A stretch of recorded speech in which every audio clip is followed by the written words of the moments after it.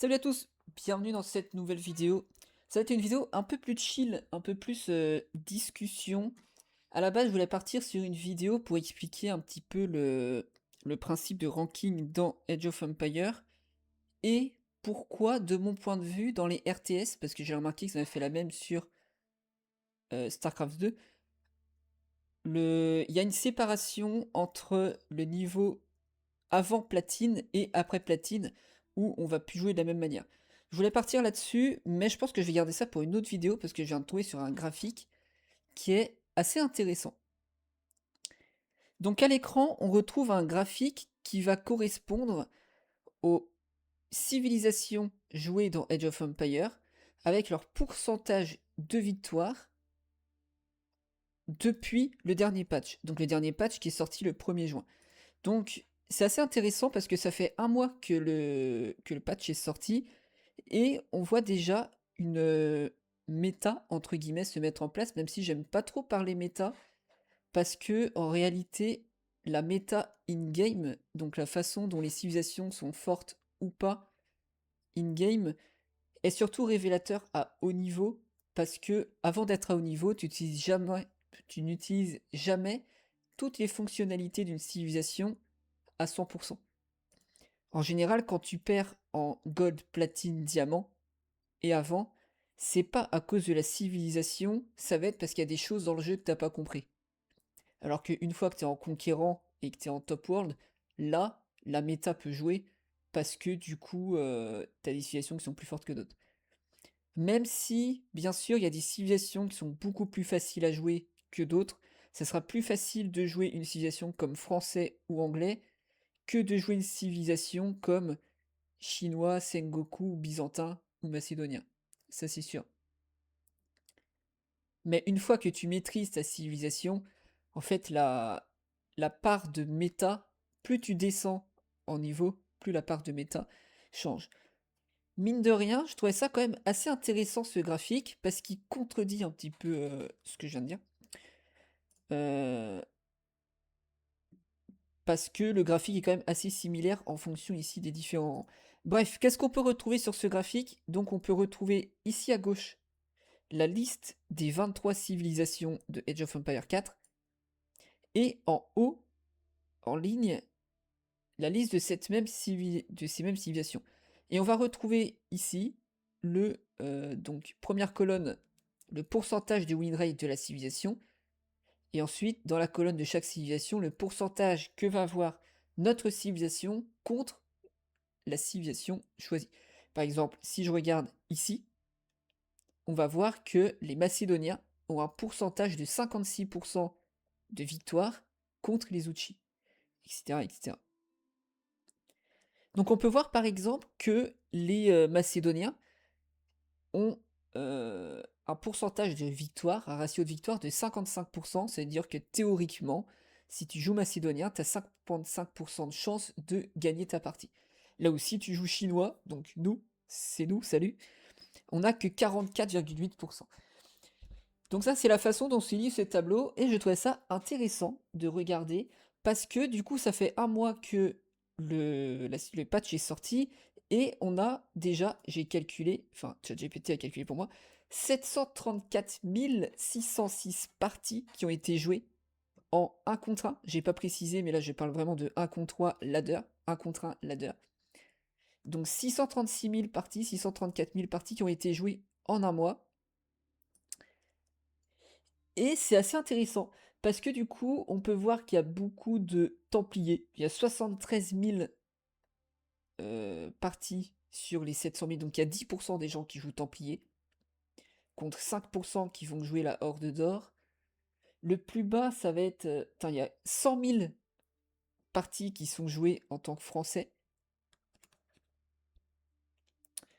Hum, le plus bas, il y a 100 000 en tant qu'Anglais.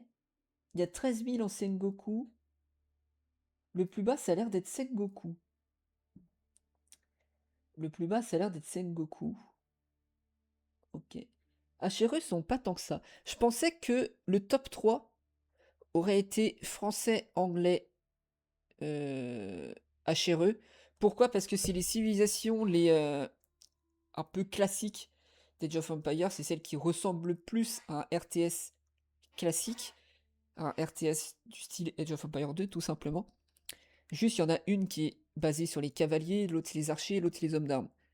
Mais étonnamment, du coup, les HRE sont assez loin. La troisième, ouais, ça va être les Templiers. Templiers qui s'expliquent parce que il y a une identité très forte dans les Templiers. Les Templiers, c'est vraiment l'identité des croisades, quoi, les croisés et tout. Donc c'est assez stylé. Donc là, on peut voir ça, la plus basse. Après, il y a les délits. Les délits sont très peu joués. Ok. Ok, après, si on regarde au niveau des pourcentages, donc on voit bien les Macédoniens qui survolent tout le monde.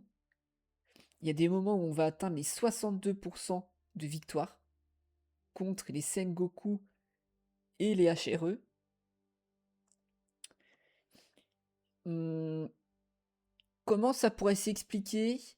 Si je regarde un petit peu là, j'ai l'impression qu'en fait, Macédonien, et j'ai les mêmes choses. Enfin, moi, c'est le problème que je rencontre dans mes parties actuellement, depuis que je suis platine 2 environ. Là où je perds mes games en ce moment, c'est contre des Macédoniens et des Byzantins, et c'est vrai que j'en croise. Sur mes 10 dernières games, j'ai dû en croiser 40%. J'ai dû en croiser 4 ou 5 déjà, entre Byzantins et Macédoniens. Et en fait, c'est des civilisations qui sont extrêmement puissantes lorsque tu avances dans la partie. Et nous qui jouons chinois, je parle bien de chinois et pas de Zuchi, on va souvent faire des games qui sont plutôt macro.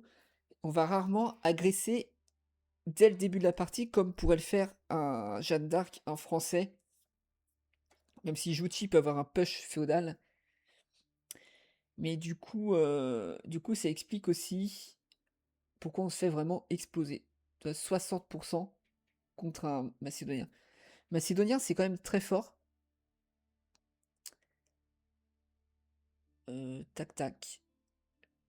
Et ouais, son seul win rate négatif, entre guillemets, ça va être contre Français, parce que Français va jouer.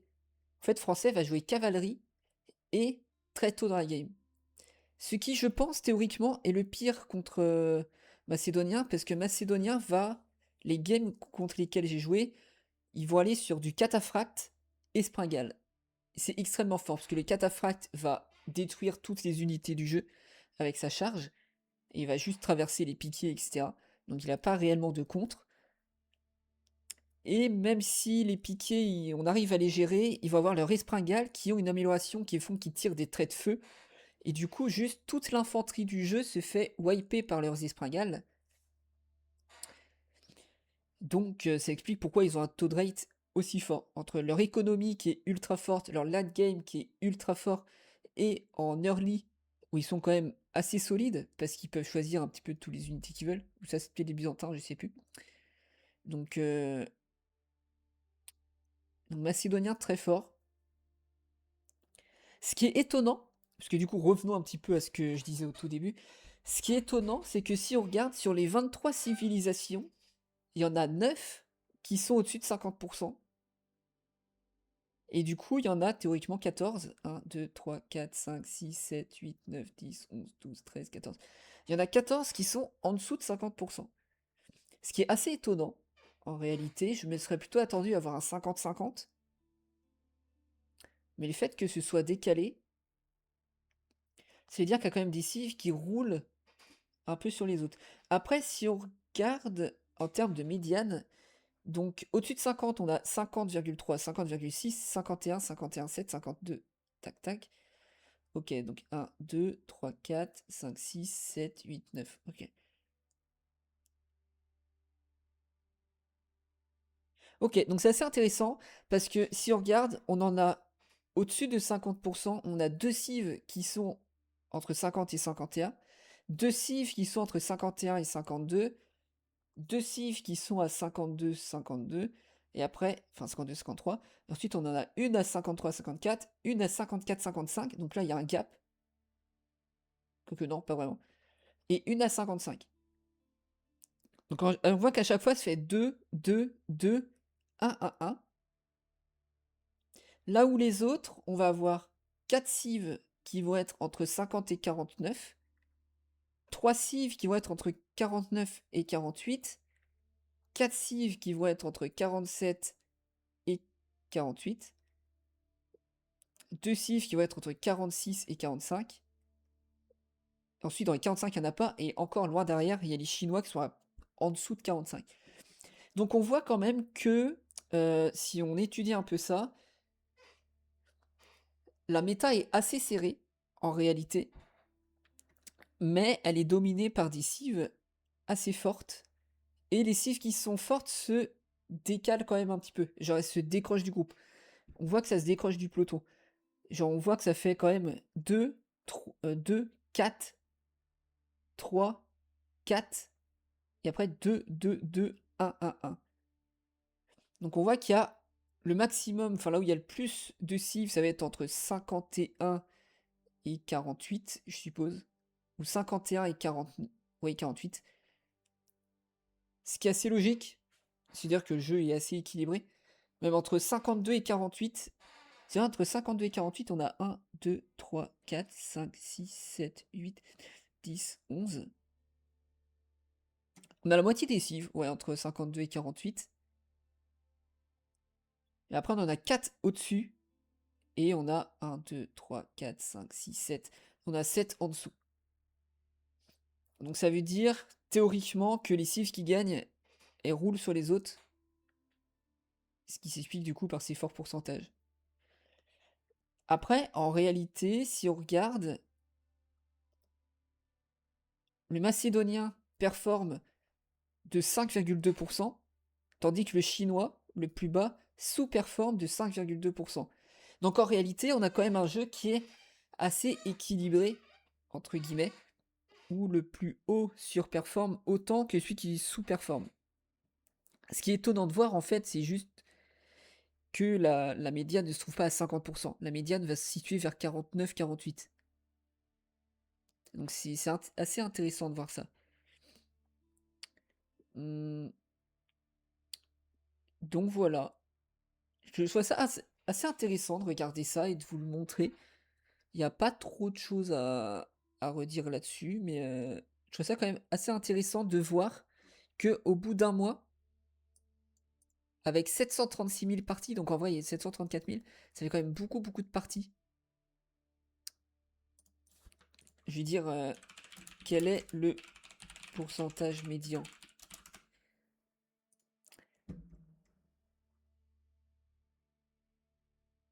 Donc voilà, je pense que si on peut juste tirer une conclusion de ça, les cives qui sont fortes sont trop fortes par rapport aux cives qui sous-performent. Je pense que c'est ça qu'on pourrait dire, juger de ça. Toi, la médiane, elle est à 49,1. Je suis trop con, je l'avais compté en fait. Mais toi, la médiane, elle est à Jeanne d'Arc. Donc théoriquement, la cive la plus équilibrée, ce serait Jeanne d'Arc actuellement. Il faudrait que Jeanne d'Arc monte à 50% et qu'après tout le reste tende vers Jeanne d'Arc et eux remontent vers Jeanne d'Arc. En gros, c'est ça que ça voudrait dire.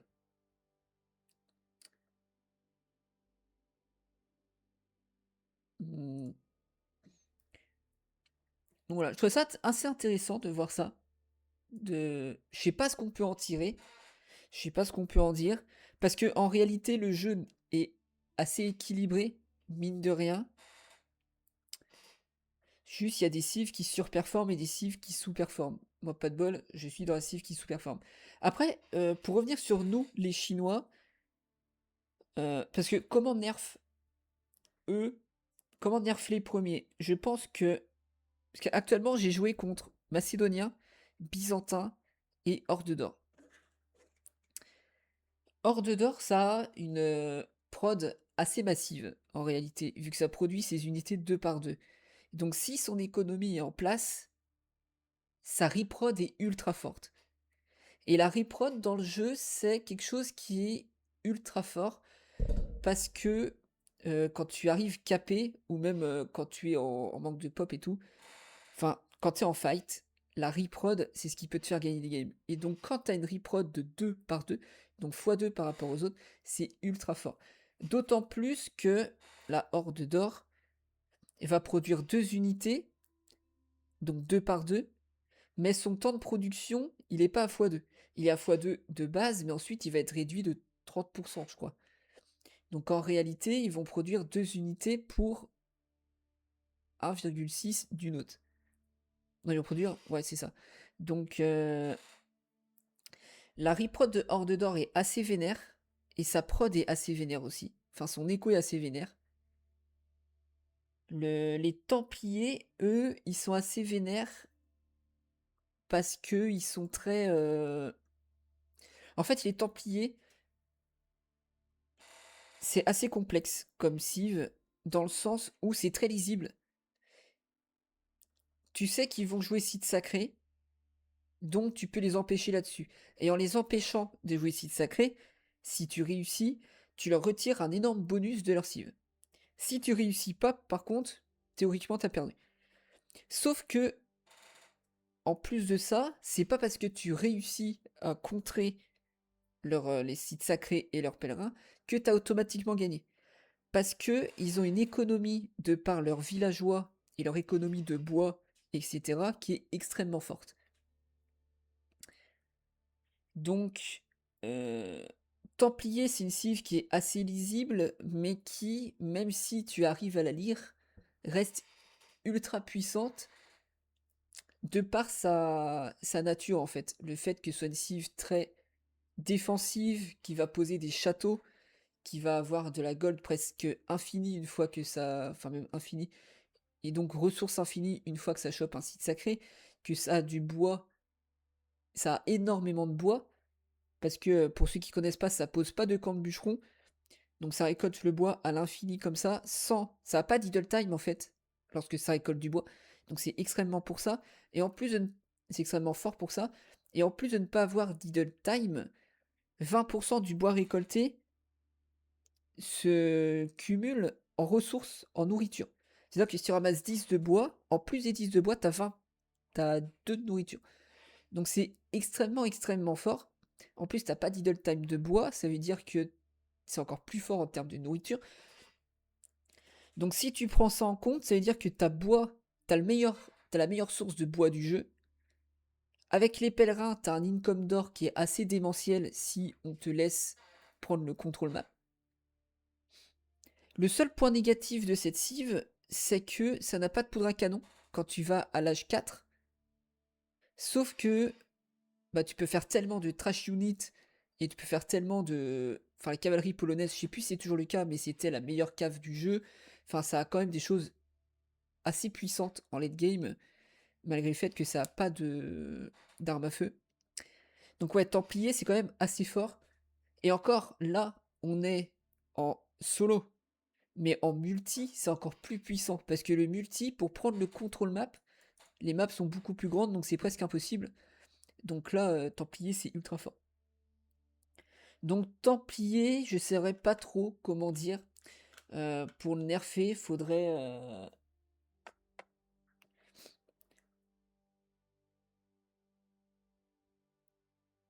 En fait, faudrait garder la même identité, parce que l'identité de la cive est trop stylée. Le fait que ça doive protéger les pèlerins, et que si t'arrives à protéger les pèlerins, t'as un énorme bonus. Ça, je pense qu'il faut le garder, parce que euh, c'est pas auto-win. C'est pas auto-win, ça peut être contré. Je pense que ce qui pose problème dans la cive, c'est le bois qui a pas d'idle time et le fait que ça donne de la bouffe en plus. Peut-être juste réduire la capacité de récolte des villageois au bois. Genre, pas que ça récolte le bois de la même vitesse que l'autre, que les autres cives, mais un chouïa moins vite. Genre, peut-être 10% moins vite pour cumuler, enfin, pour compenser l'idle time. Parce que le fait que ça n'a pas à poser de camp de bûcheron, du coup, t'économises le temps de récolte des temps de bûcheron, t'économises le temps de déplacement jusqu'au camp de bûcheron, vu qu'il n'y en a pas, et en plus, quand tu vas passer tes âges, les améliorations de bois sont faites automatiquement. Donc tu gagnes aussi ces ressources. Donc c'est pour ça que c'est extrêmement fort. Donc peut-être qu'en contrepartie, juste réduire le pourcentage de bois, enfin le taux de récolte de bois, pour, euh, pas que ça snowball beaucoup trop fort. Après, sinon, je trouve que c'est une cive qui est assez cool. Genre, ça se contre assez facilement. Si tu, en fait, ça se lit assez facilement. Ensuite, donc, Macédonien, le problème, je pense que c'est les cataphractes et les espringales de feu. En fait, leur économie est très forte, mais ça va, en vrai. Le problème, c'est vraiment que leurs espringales de feu, elles wipe une armée d'infanterie ultra facilement. Donc peut-être réduire les dégâts de feu des espringales. Et après, les cataphractes, c'est compliqué en vrai, parce que c'est l'identité du cataphracte, le fait que ça transperce. Les piquiers peuvent contrer les cataphractes, parce que, en gros, les cataphractes, elles n'ont pas de charge automatique, contrairement aux autres cavaliers. C'est une charge qui est un bouton, donc qui est inactivable. Et quand tu vas activer, ça va rouler sur les gens. Par contre, il faut l'activer. Et de la même manière que les autres cavaliers, ça se contre par le passif des piquiers qui, lorsqu'ils se font charger, se mettent en garde et donc vont stun les cavaliers. Sauf que le problème de ça,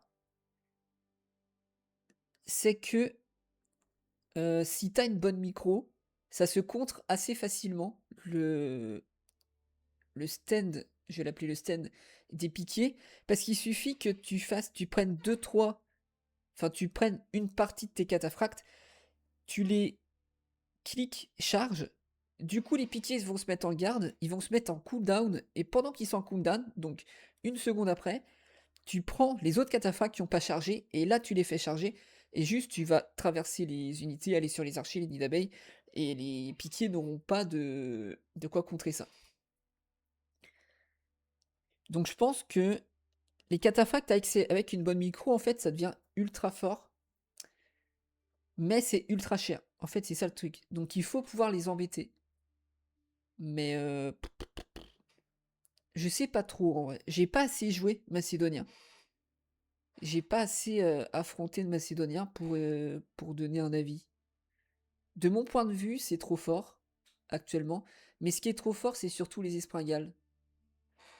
Parce que là où les Byzantins, ça a la même chose, ça a les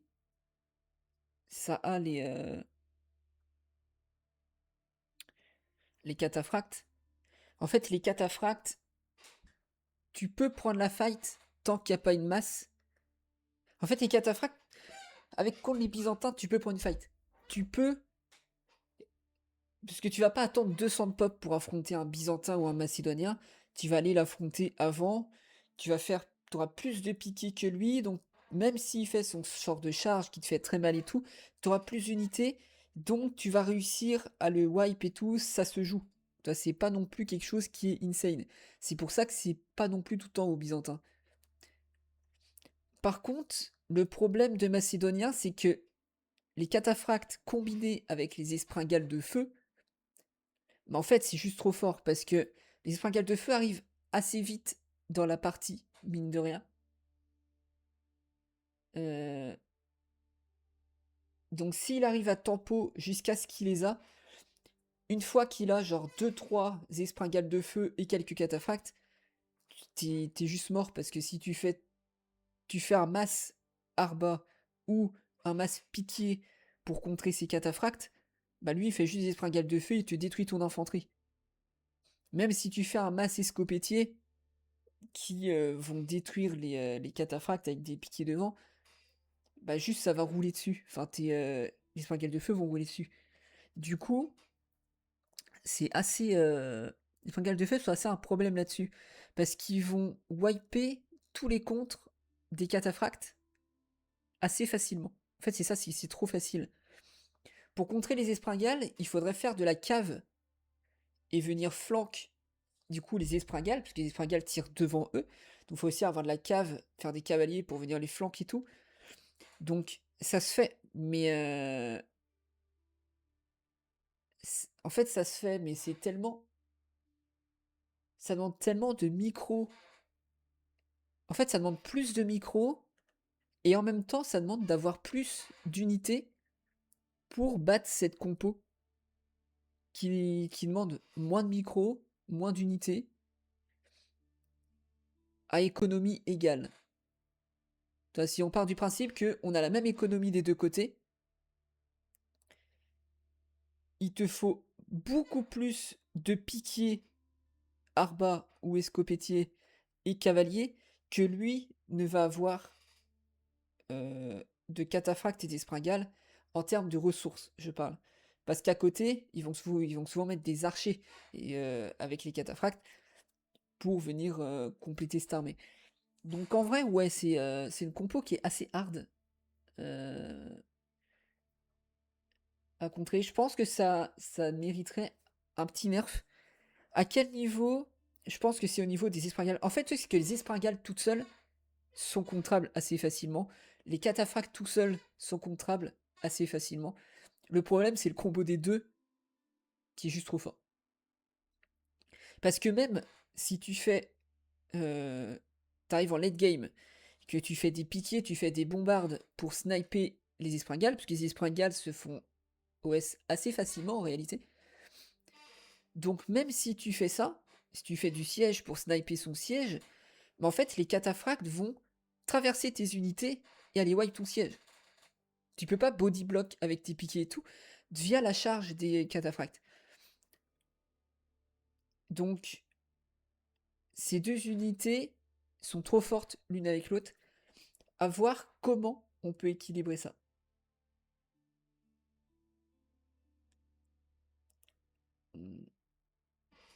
Après, Horde d'Or, donc on a parlé, je pense que ce qui est très fort dans la Horde d'Or, c'est la reprod. La reprod est beaucoup trop forte. Mais en même temps, c'est l'identité de la cive.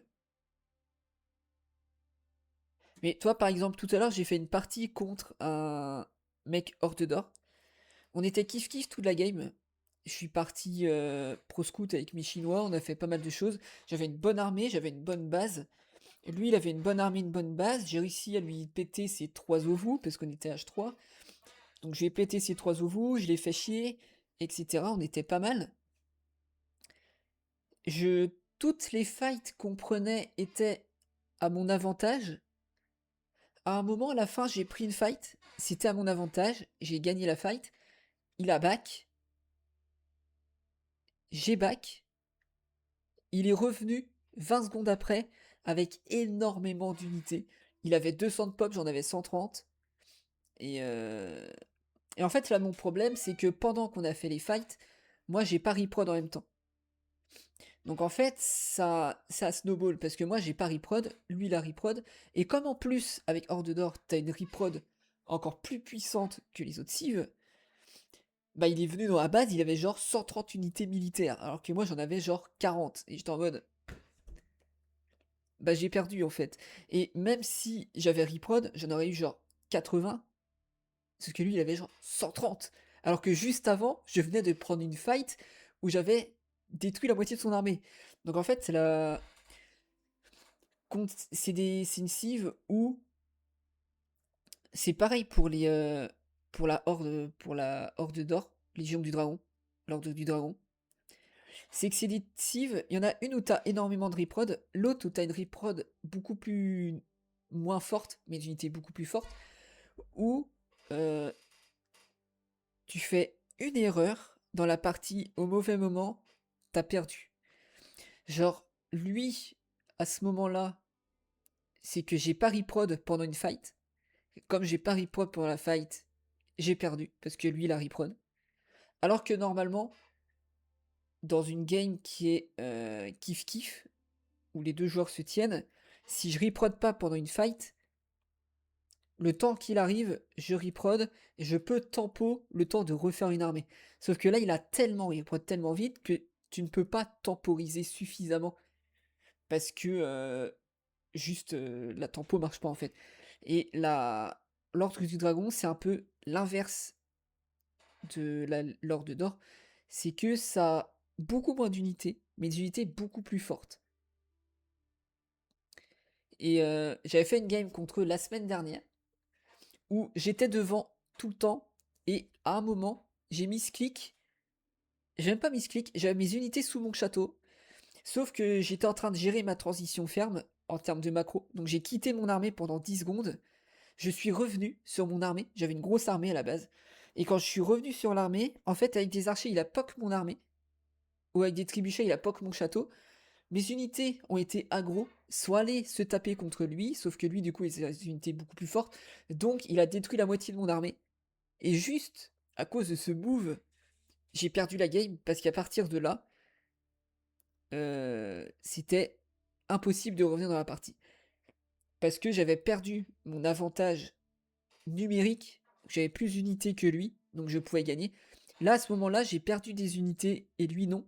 Donc on s'est retrouvé kiff-kiff en termes d'unités. Et du coup, j'ai perdu. Donc tu vois, ça se joue sur... contre ces deux cives, ça se joue sur des trucs un peu à la con. Zuchi, je pense que là, c'est si haut à cause de leur nouveau bâtiment de... Parce que c'est très fort, notamment avec leur nouveau bâtiment d'âge. Celui qui fait que lorsque vous produisez des unités militaires, ça finit par vous donner des unités militaires gratuites. Et en late game, en early, c'est ultra fort. C'est vraiment ultra, ultra fort. Donc, je pense que c'est pour ça que c'est monté si haut par rapport à Chinois. Parce qu'au bout d'un moment, en fait, t'as juste trop d'unités. C'est un peu comme Horde d'Or, t'as trop d'unités, sauf que là, t'as juste trop d'unités à l'âge 2. Euh, Japonais, c'est très fort parce que meilleur cave du jeu, samouraï monté, voilà.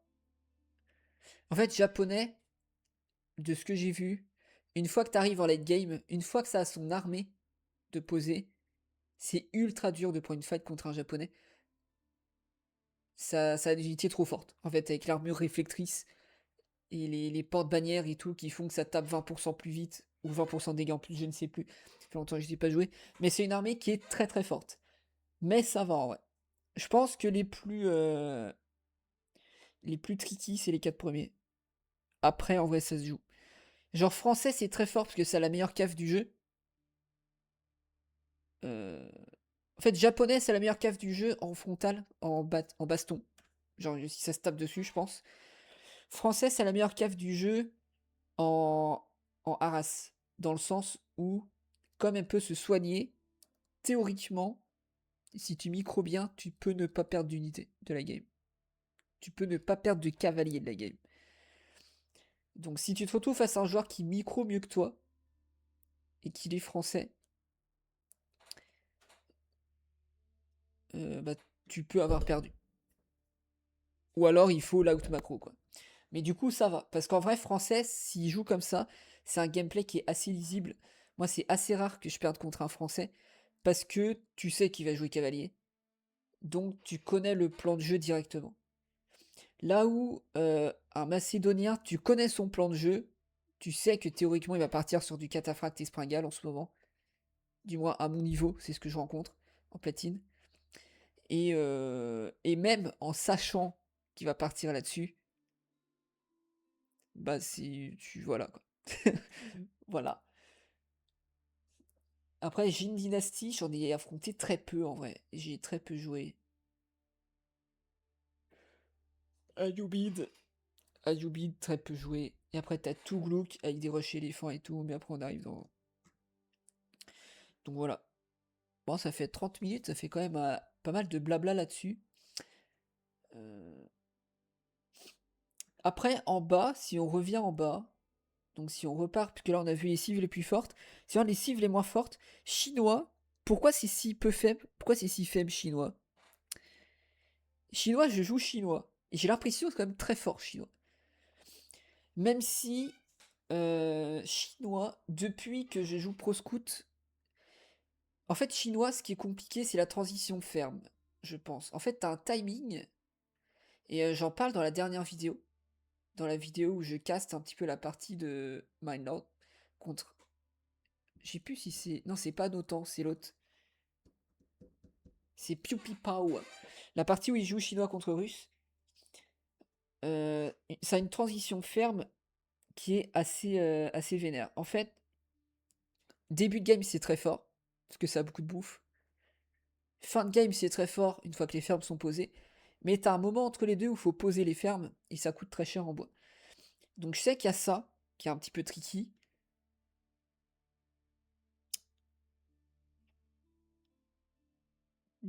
Je saurais pas trop dire pourquoi c'est la cive la plus nulle en ce moment. Apparemment, c'est la plus dure parce que, en termes de macro, ça demande beaucoup de micro-gestion dans la macro de par les officiers impériaux. C'est vrai que si tu regardes, euh, les officiers impériaux vont te donner un bonus de 20% de bouffe récoltée sur les villageois qui sont boostés. Donc pas sur tous. Là où les Templiers vont te donner 20% de nourriture à chaque fois que tu récoltes du bois. Les Golden Horde vont produire leurs unités 2 par 2 et tout, enfin voilà. Euh, les Macédoniens vont produire de l'argent gratuitement, mais sur tous les villageois. En fait, c'est ça le problème des Chinois, je pense. C'est que leur bonus de 20%, il est que sur les villageois qui sont boostés. Donc, quand tu arrives à des parties avec 80-100 villageois, sur les 80-100 villageois, t'en as peut-être 40 ou 50 qui sont boostés. Alors que si tu regardes sur des Templiers, ouais, tous tes 30 villageois ou 40 villageois de bois sont boostés, mais pas les autres. Mais t'as les,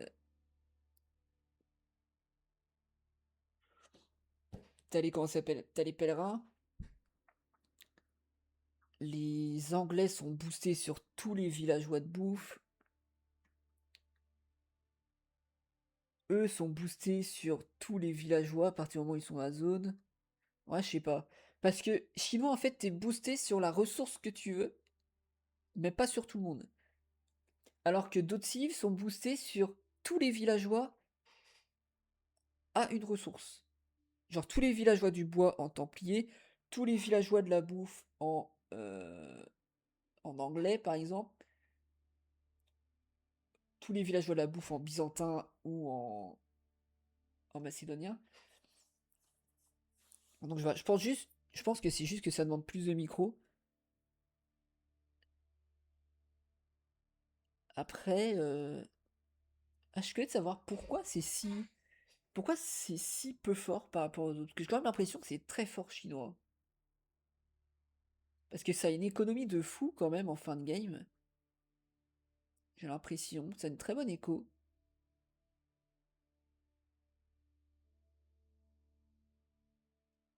C'est un bâtiment qui est juste MAPAC.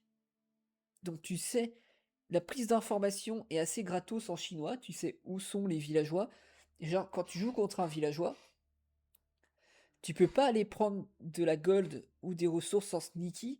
Parce qu'à partir de l'âge 3, le chinois il le sait avec le palais impérial.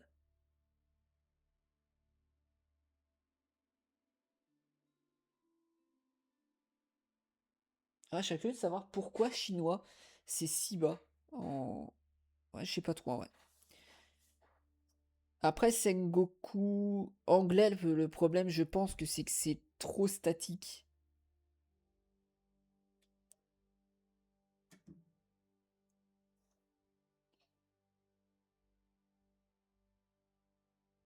Je pense que c'est trop statique, ouais. Parce que chinois, là, ça gagne contre. Chinois le plus bas, c'est quoi? C'est Zuchi? Non, c'est mongol. Ah ouais? Mongol, c'est pas du tout mon pire match-up, hein.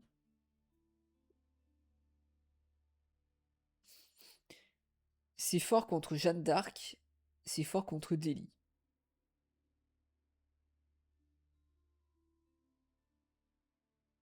Ah non, 42 ici, hein, contre Horde d'Or. 41, 39 contre Macédonien. Ah, le plus bas, c'est Macédonien, hein. En fait, comme Macédonien, ça s'explique en vrai parce qu'on va avoir tendance, peut-être. Enfin, moi j'ai tendance, en chinois, à jouer infanterie. Et infanterie contre le masse espringale, bon, en fait, t'es mort. Tu vois, anglais, c'est pareil. Eux, c'est pareil. Tu vois, 37% là.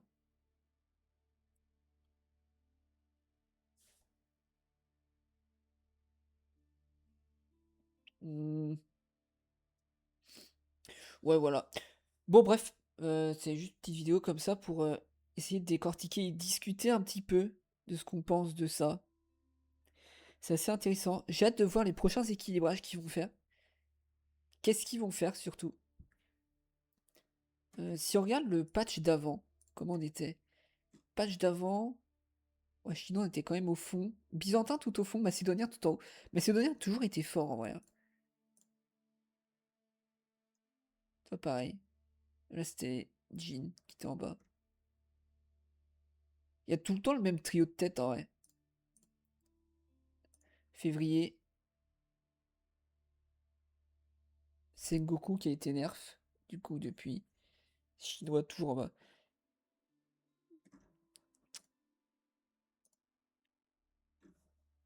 Chinois. C'est combien de temps que Chinois est tout en bas? Combien de patchs?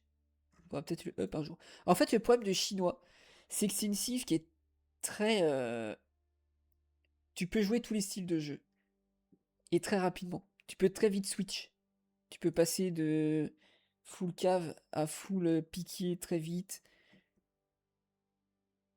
Tu manques de bouffe ou tu manques de bois, tu peux très vite revenir. C'est une civ qui est très polyvalente, mais qui, dans son jeu, pour utiliser toute la capacité du chinois, demande quand même pas mal de micros. Et donc qui est plus difficile. Attends, depuis que Macédonien est en jeu,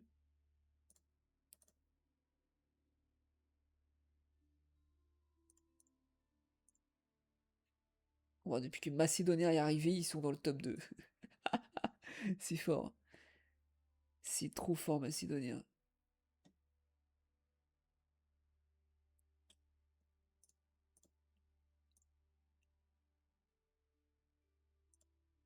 Ok. Y a pas beaucoup de cibles au tout début, hein.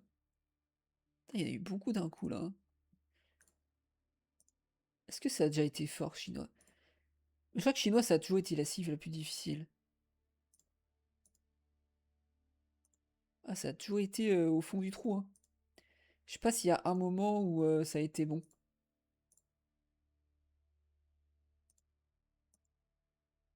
Ouais, toi, c'est toujours au fond. Et est-ce que si je mets juste au-dessus de Conquérant. Toi, après, par contre, tu regardes dans Conquérant.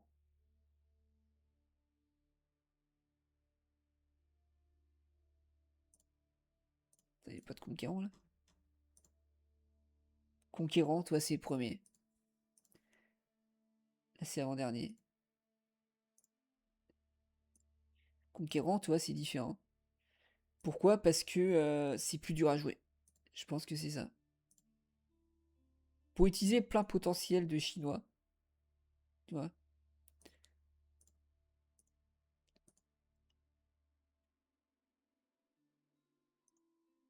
Toi, Conquérant, là, on est là. Eni, on est tout au fond. Je pense que c'est vraiment ça, hein. Conquérant 4.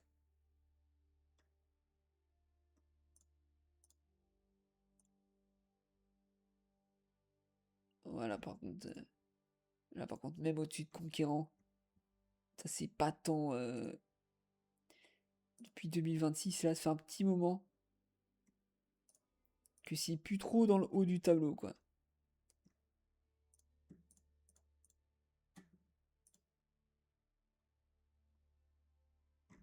Ouais.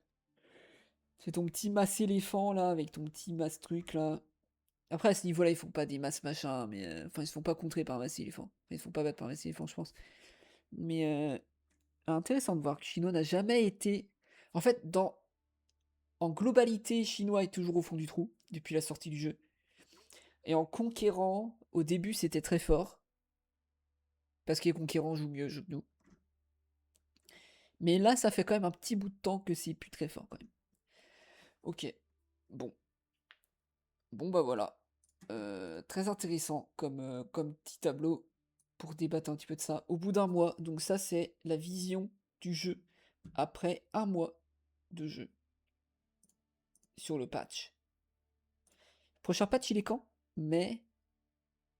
Alors, octobre, décembre, février, mai, mai. juin, tous les mois. Ouais, tous les 1 mois, 2 mois. Age of Empire.com. Est-ce qu'ils ont prévu un patch? Oh, il y a bientôt les Vikings qui vont arriver là. Ça se fait de fou, ça. Release note. Age of Mythology. Mobile.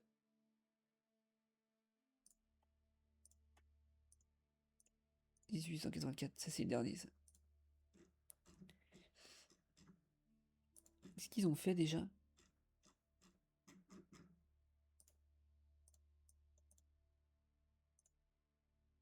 Ils ont juste fait ça?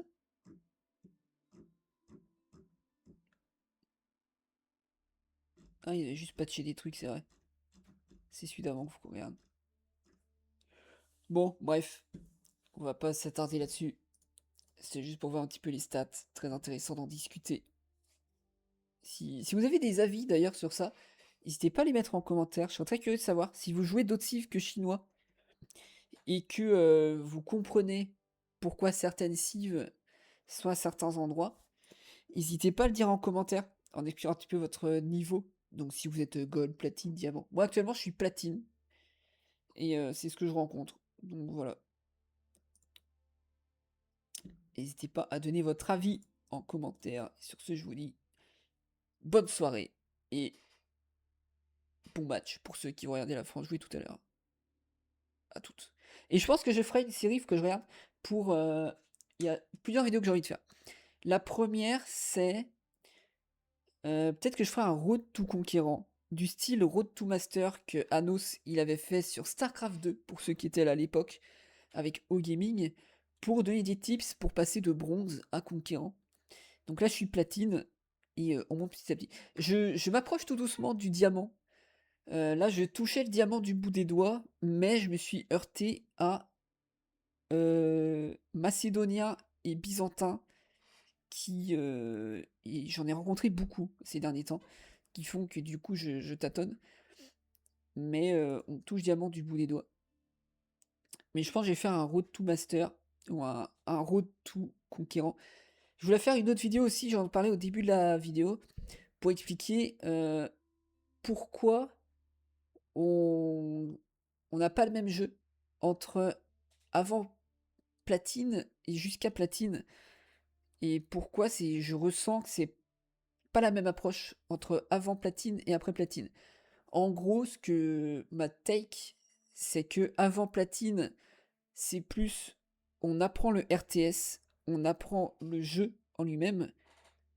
Et une fois que tu arrives platine, c'est là que le jeu commence et que tu apprends à jouer réellement. Je sais pas si vous voyez ce que je veux dire.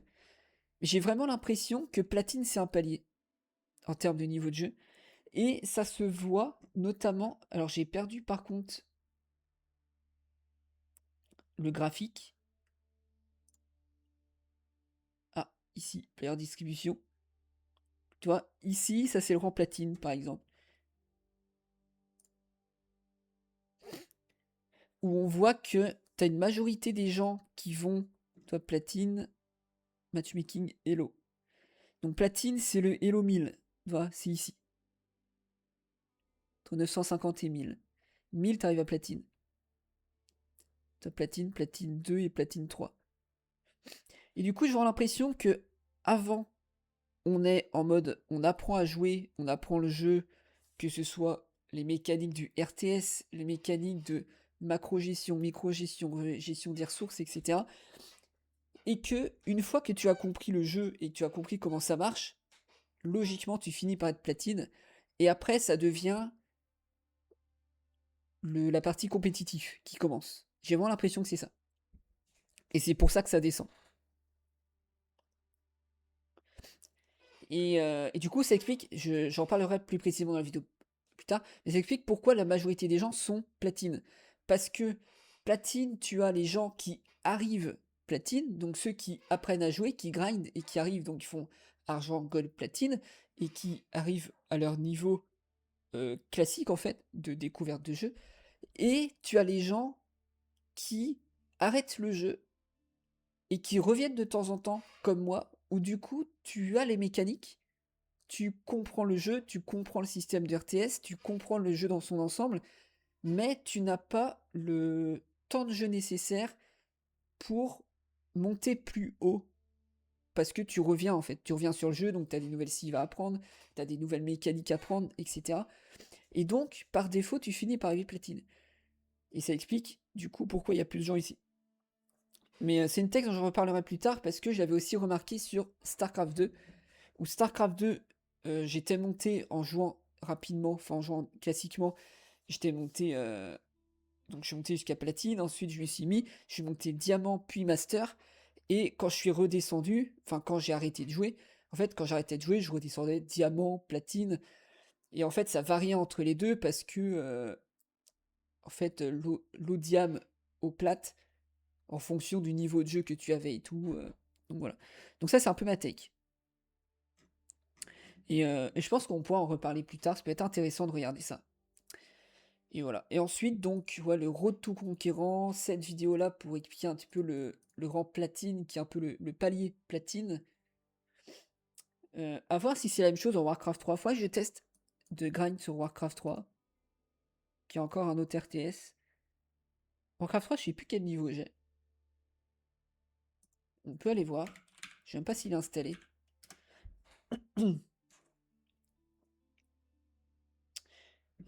Euh, Mais voilà. Après, en attendant que ça charge. Pourquoi je dis ça? Pourquoi j'ai cette tech aussi? Parce que quand je reviens sur StarCraft, à chaque fois je suis platine. Quand je reviens sur Edge of, à chaque fois je suis gold platine. Et en fait, ça s'explique de pas avant, c'est que la connaissance de jeu, de l'apprentissage d'RTS. Voilà. Quelle dinguerie. Ils ont changé un truc là. Ils ont changé le. J'ai cassé un truc.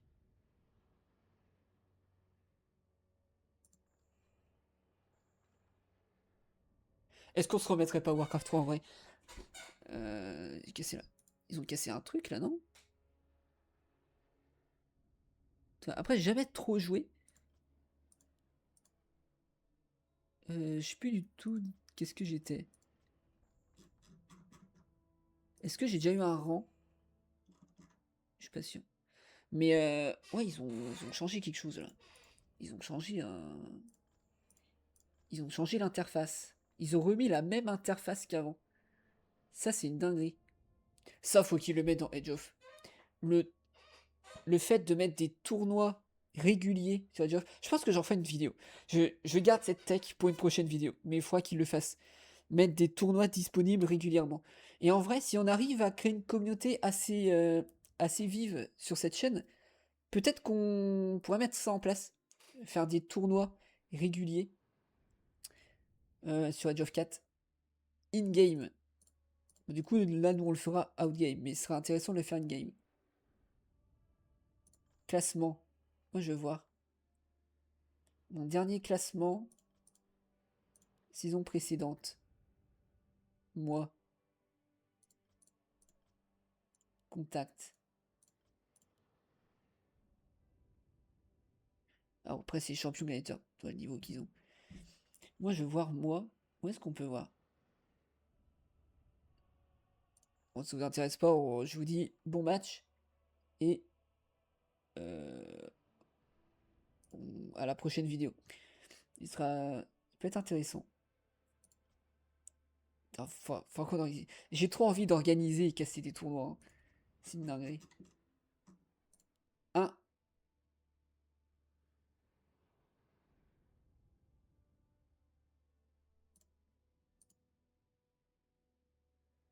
j'en ai joué une. J'en ai joué qu'une.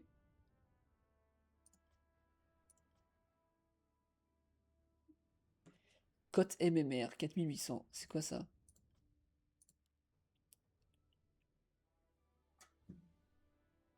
Enfin, un moment que j'ai pas joué, hein.